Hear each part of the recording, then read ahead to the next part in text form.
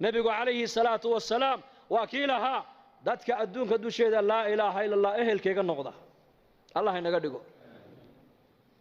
qabriga markay galaan ku keliyoobi maayaan.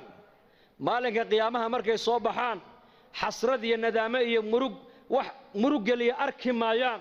waxaad moodaa buu nebigu yidhi inaan u jeedoon arkaayo ayagoo qabuurihii ka soo baxay oo ciidda intay iska hurgufeen ay leeyihiin alxamdu lilaahi aladii adhaba canna alxasan. ilaaha waxaan ku mahadinnaa naxdintiiyo murugtii annaka naga qaaday. rabbigay waa kii dhaafitaanka badnaa ee shakuurka ahaa weeyaan, ee afcaasha wanaagsan ee addoonku la yimaado raalliga kaga noqday weeyaan.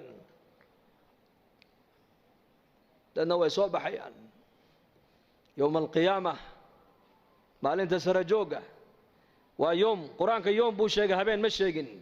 yowma laa tamliku nafsun linafsin shay'a yowma yanduru almar'u maa qaddamat yadaa